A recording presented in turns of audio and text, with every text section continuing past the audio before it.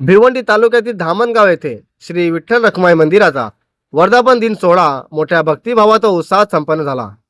या वर्धापन दिनाचे औचित्य साधून डॉक्टर प्रमोद भोईर यांच्या पुढाकाराने विविध धार्मिक कार्यक्रमाचे आयोजन करण्यात आले होते। आपण ज्या समाजात राहतो त्या समाजासाठी आपले काय कर्तव्य आहे, तसेच सनातन व हिंदू धर्माचे संस्कार टिकवणे आवश्यक आहे।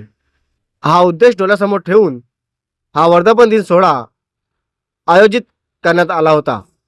या प्रसंगी पंचक्रोशीतील अनेक वारकरी भक्त मोठ्या संख्येने उपस्थित राहून विठ्ठल रखुमाई मंदिरात आयोजित कीर्तनाचा भक्तिभावाने लाभ घेतला। कार्यक्रमानंतर उपस्थित सर्व भाविकांनी महाप्रसादाचा लाभ घेतला। आज आमच्या वडिलांनी उभं केलेले हे देवालय श्री विठ्ठल रखुमाई मंदिर, या मंदिरासाठी त्यांनी स्वकष्टाने कोणाचाही एकही पैसा न घेता एवढं मोठं मंदिर उभं केलेलं आहे।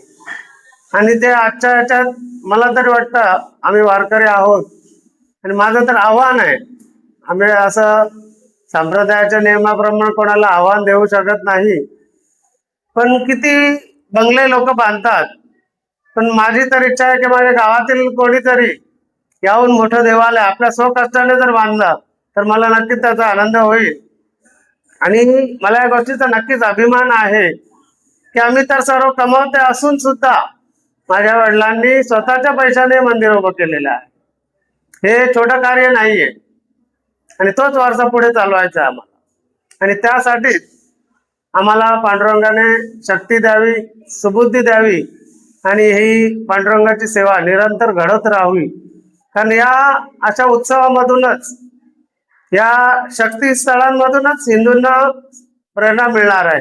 देव, देश आणि धर्मासाठी कसं कार्य करायचं यासाठी हिंदूंना प्रेरणा मिळालेली आहे। म्हणून हे कार्य आमच्या हातून घडत राहो हीच प्रार्थना आहे।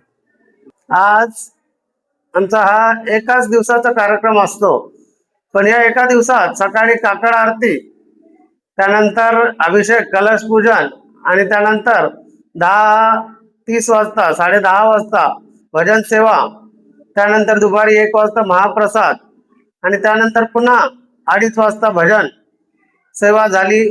त्यानंतर पूर्ण गावामध्ये दिंडी सोहळा झाला आणि त्यानंतर 6 ते 7 हरिपाठ आणि 7 ते 9 कीर्तन, असे दिवसभर कार्यक्रम आम्ही करत असतो।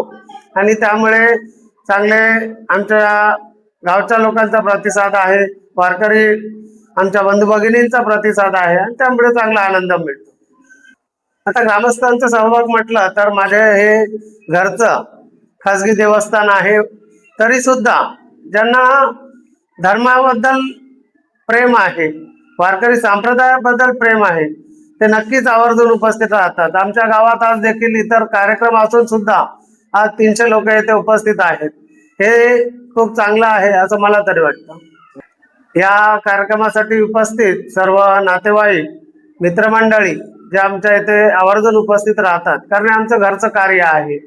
आणि खास करून पंचक्रोशीतील वारकरी मंडळी जे नेहमीच आमच्या एका संदेश जरी गेला, पत्रिका जरी नाही मिळाली तरी येणारे आहेत। आमचे मामा आहेत, एकनाथ मामा आहेत, आनंद मामा आहेत, ती टेमघर पाड्याची मंडळी आहे, त्यांच्याकडे पाहून आम्ही वारकरी संप्रदायात आलेलो आहोत। आणि हा संप्रदाय या नक्कीच देशाला आणि महाराष्ट्राला स्थैर्य दिल्याशिवाय राहणार नाही। म्हणून सर्वांचे धन्यवाद। जय श्रीराम।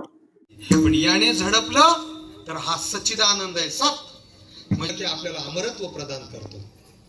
त्याच्या आपण अज्ञानी आहे, पण त्याने झडपलं का?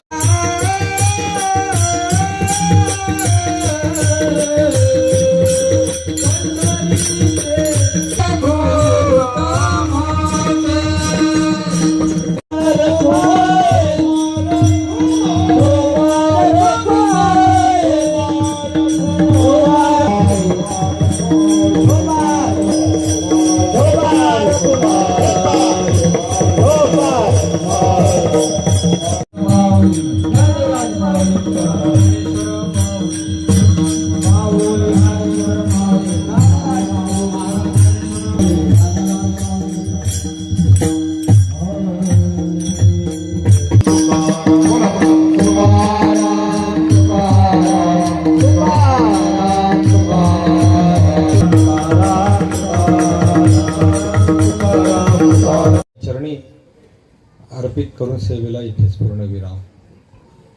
विठ्ठल